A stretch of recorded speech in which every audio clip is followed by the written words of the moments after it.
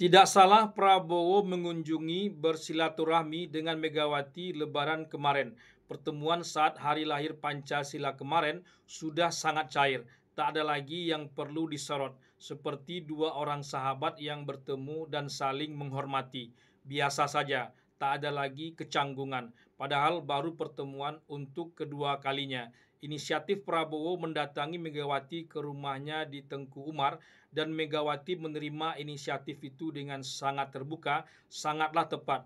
Tak terbayangkan kalau pertemuan saat Lebaran kemarin itu tak terlaksana, maka pertemuan saat peringatan Hari Lahir Pancasila kemarin tak akan pernah terjadi pula. Hubungan Prabowo dan Megawati yang sempat macet bertahun-tahun cair tanpa drama yang terlalu begitu rumit, bahkan tanpa sorotan kamera yang begitu menyilaukan.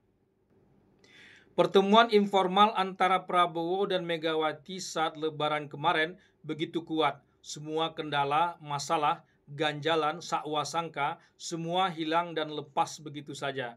Dampaknya terlihat saat pertemuan formal memperingati Hari Lahir Pancasila kemarin. Hari Lahir Pancasila kemarin sangat emosional bagi Megawati, sebab itu memperingati pidato Bung Karno tentang Pancasila di hadapan BPUPKI 1 Juni 1945 sebelum kita merdeka 17 Agustus 1945. Makanya tak masalah hari lahir Pancasila itu diperingati 1 Juni 1945, kendati ada juga yang mengatakan hari lahir Pancasila itu bukan 1 Juni melainkan 18 Agustus. Sebab 18 Agustus itulah Pancasila yang utuh saat ini ditetapkan sebagai dasar negara kita. Sementara Pancasila dalam pidato Bung Karno 1 Juni bukanlah Pancasila saat ini, tapi itulah pilihan politik sejarah kita saat itu. Tak perlu diperdebatkan lagi. Berarti puncak pertemuan Prabowo dan Megawati nanti 17 Agustus saat memperingati hari kemerdekaan kita yang ke-80. Setelah itu tak ada lagi persoalan antara Prabowo dan Megawati, begitu sebaliknya. Sudah tak penting lagi apakah PDIP berada di luar atau di dalam pemerintahan. Mitra strategis, mitra kritis, mitra praktis, atau mitra-mitra lainnya juga sudah tak penting. Prabowo dan Megawati atau PDIP bisa jadi akan seiring sejalan bahkan sampai 2029 dan 2034 nanti. Cara Prabowo memperlakukan Megawati, rasa hormat Prabowo yang begitu tinggi terhadap Megawati, begitu juga sebaliknya, membuat rasa ego keduanya runtuh. Penampakan keduanya di depan publik sungguh enak dilihat mata. Prabowo mempersilahkan Megawati jalan di depan, justru Megawati tetap memilih jalan di belakangnya Prabowo. Keduanya menjaga batasannya masing-masing. Gibran memang tak perlu disorot, dipertanyakan, dianalisis di tengah pertemuan Prabowo dan Megawati itu kemarin. Gibran juga tak perlu canggung berada di tengah Prabowo dan Megawati.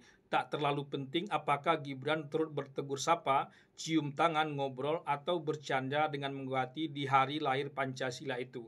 Gibran bukanlah faktor penting, faktor pentingnya adalah Jokowi bapaknya. Seperti juga masalah Megawati dan SBY, tentunya bukanlah masalah dengan AHY ataupun masalah Jokowi dan Puan atau Puan dan SBY. Jokowi dan Megawati diperkirakan banyak orang akan jauh lebih kental ketimbang Megawati dan SBY. Makanya puncak pertemuan Prabowo dan Megawati bisa jadi pada hari lahir Pancasila kemarin itu, bukan pada peringatan hari kemerdekaan besok. Besok mungkin saja ada saja yang berhalangan untuk hadir. Yang menjadi persoalan ke depan tidak saja hubungan antara Megawati dan Jokowi, tapi bisa juga hubungan Jokowi dan Prabowo, Jokowi dan SBY. Hubungan Jokowi dan SBY sebetulnya juga tak baik-baik saja, terutama soal rencana kudeta yang dilakukan Muldoko terhadap Partai Demokrat yang tak dicegah atau malah direstui oleh Jokowi ketika itu.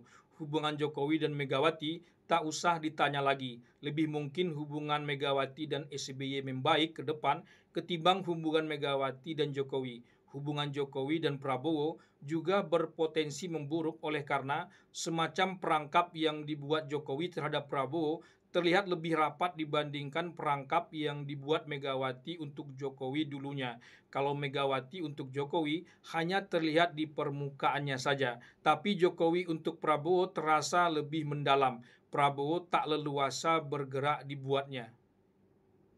Maka lebih menarik melihat hubungan Jokowi dan Prabowo ke depan ketimbang Megawati dan Jokowi ke depan. Bagi Megawati dan PDIP, dengan Jokowi bisa dipastikan sudah selesai. Sudah selesainya tak akan membaik dalam waktu dekat ini. Sementara hubungan Prabowo dan Megawati juga sudah membaik, sudah selesai, sudah membaik bahkan sampai 2 periode ke depan.